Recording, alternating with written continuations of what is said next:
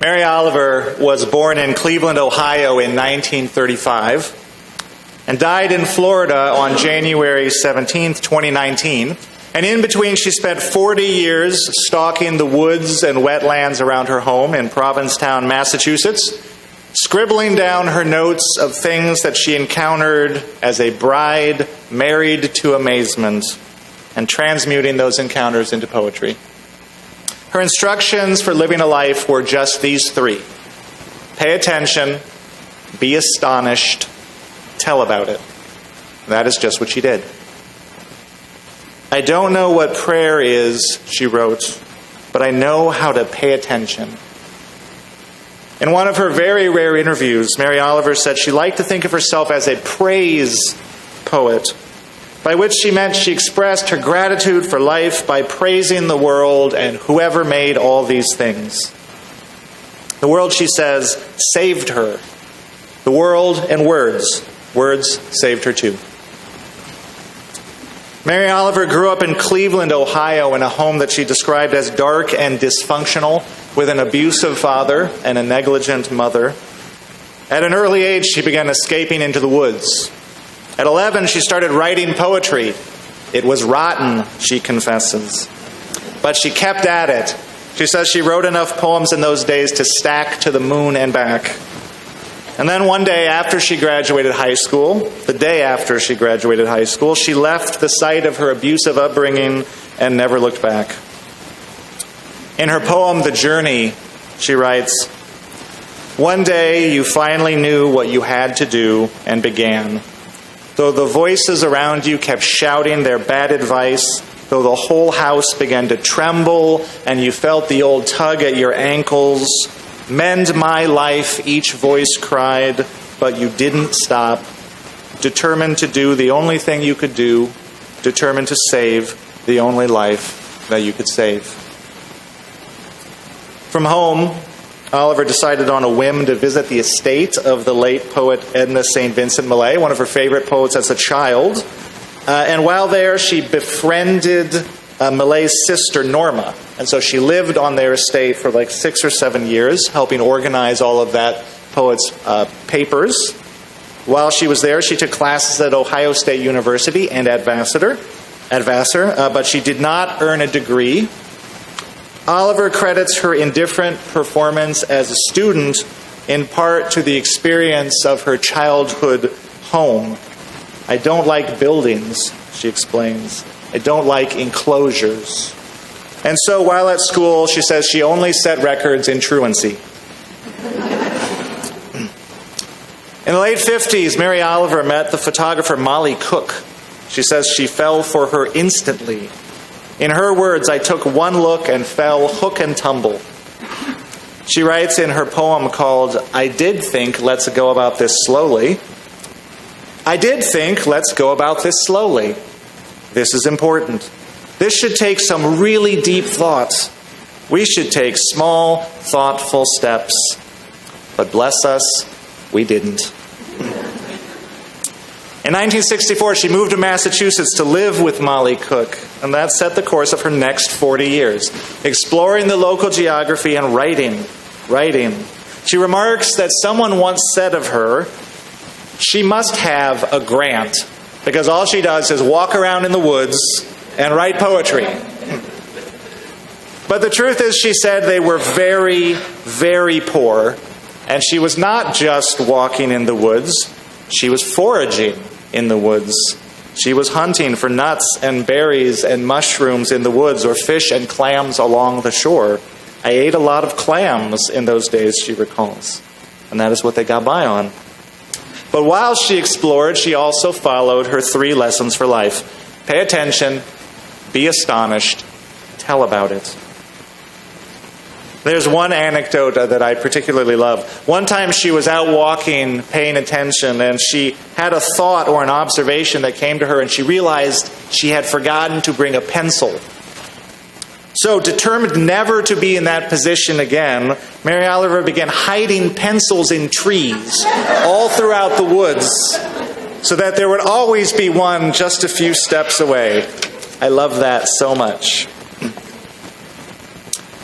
This is her poem, Early Morning, My Birthday, from New and Selected Poems, Volume 1.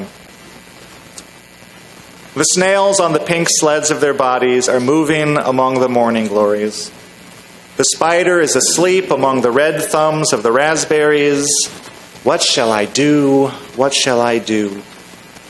The rain is slow. The little birds are alive in it. Even the beetles, the green leaves lap it up. What shall I do? What shall I do?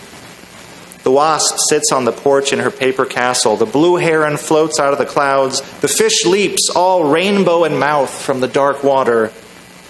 This morning, the water lilies are no less lovely, I think, than the lilies of Monet.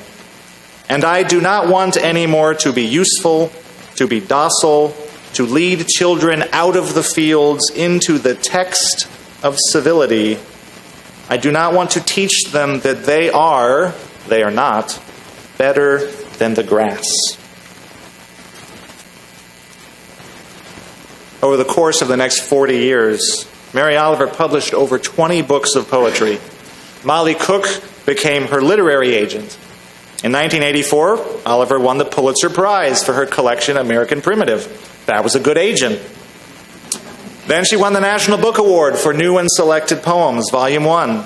She became one of America's most popular poets, and certainly one of the best-selling ones, if such a thing is worth reporting.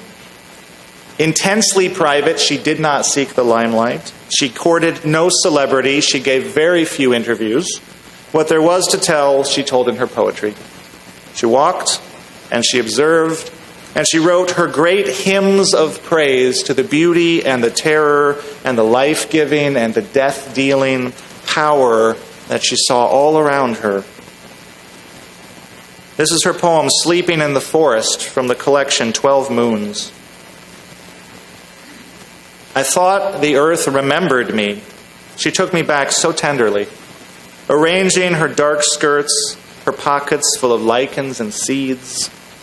I slept as never before, a stone on the riverbed, nothing between me and the white fire of the stars but my thoughts, and they floated light as moths among the branches of the perfect trees.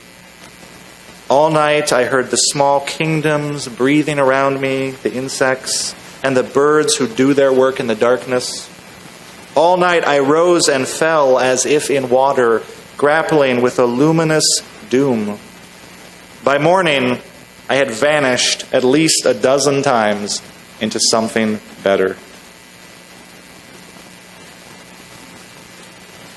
So the question has been raised to me, why is Mary Oliver so beloved? And why so beloved in particular among Unitarian Universalists? Because she is indeed beloved among Unitarian Universalists. There are 3 Mary Oliver poems just in the readings in our Gray Hymnal.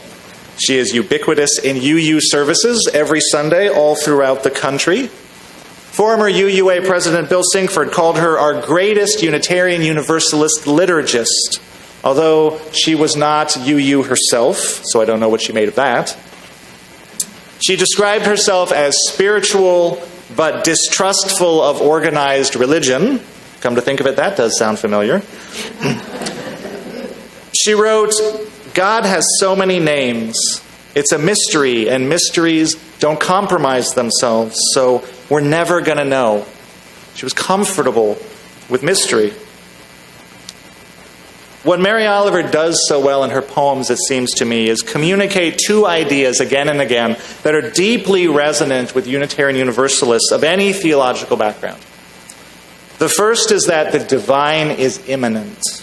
Whatever the word sacred means, it surely applies to this world in all its beauty.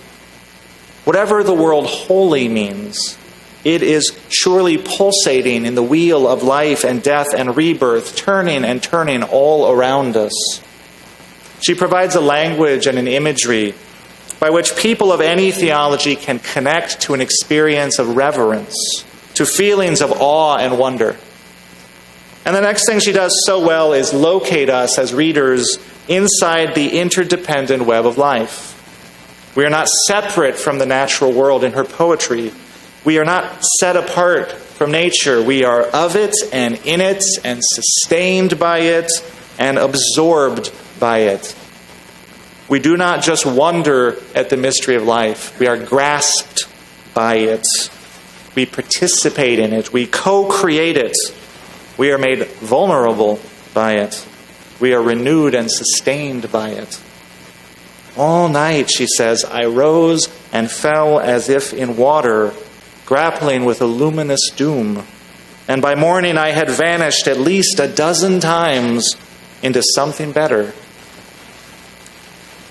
But although Mary Oliver writes rapturously about the beauty of nature, she is not saccharine or sentimental about it or our place in it. In her poem called Hawk, she describes the hawk as heaven's fistful of death and destruction. In the poem Little Owl Who Lives in the Orchard, she describes the owl as a memo from the offices of fear.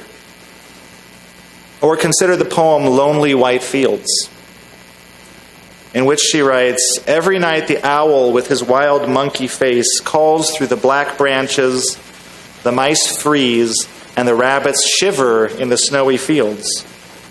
I don't know what death's purpose is, but I think this: whoever dreams of holding his life in his fist, year after year into the hundreds of years, has never considered the owl, filling himself time and time again with a red and digestible joy.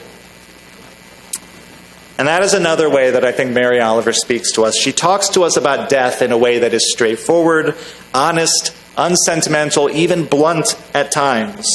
She does not pussyfoot around about nature's red and digestible joy. She recognizes the fear and the loss of it. Doesn't everything die at last, she writes, and too soon? But she connects our apprehension of death to our celebration of life. Tell me, what is it you plan to do with your one wild and precious life? And she sees in the cycle of rebirth and regeneration in nature a dignity and a sustained meaningfulness. The rose blooms where the dog's body is planted. Everything changes. Nothing is ever lost. In one of her more famous poems, In Blackwater Woods, she writes, look, the trees are turning their own bodies into pillars of light, are giving off the rich fragrance of cinnamon and fulfillment. The long tapers of cattails are bursting and floating away over the blue shoulders of the ponds. And every pond, no matter what its name is nameless now. Every year, everything I have ever learned in my lifetime leads back to this, the fires and the black river of loss, whose other side is salvation, whose meaning none of us will ever know. To live in this world, you must be able to do three things: to love what is mortal, to hold it against your bones, knowing your own life depends on it, and when the time comes to let it go, to let it go. 2005, Mary Oliver's beloved Molly Cook died. They were together over 40 years. In her love poem, Sometime, Oliver writes, 2 or 3 times in my life I discovered love. Each time it seemed to solve everything. Each time it solved a great many things, but not everything. Yet left me as grateful as if it had indeed and thoroughly solved everything. In an interview with Krista Tippett for On Being, Oliver spoke of the extensive healing she went through over the course of her life, starting from that place of abuse and neglect. She spoke of being healed by love, healed by water and woods, healed by words. She held out in her writing the possibility of this healing for all of us, of spiritual healing. It required no doctrine, no obedience, no esoteric knowledge. Every morning the world is renewed, and so can we be. It only required paying attention to the prayers made and answered all around us. Every morning, she wrote, the world is created. Under the orange sticks of the sun, the heaped ashes of the night turn into leaves again and fasten themselves to the high branches. And the ponds appear like black cloth on which are painted islands of summer lilies. If it is your nature to be happy, you will swim away along the soft trails for hours, your imagination alighting everywhere. And if your spirit carries within it the thorn that is heavier than lead, if it's all you can do to keep on trudging, there is still somewhere deep within you a beast shouting that the earth is exactly what it wanted. Each pond with its blazing lilies is a prayer heard and answered lavishly every morning, whether or not you have ever dared to be happy, whether or not you have ever dared to pray. In our religious life, in this religious community, may we take seriously Mary Oliver's 3 rules for living. Pay attention, be astonished, tell about it. And in the telling, may we find healing and hope. May we inspire one another to make the most of our one wild and precious life. And may we allow the earth herself to teach us how to vanish 12 times into something better. Blessed be, and amen.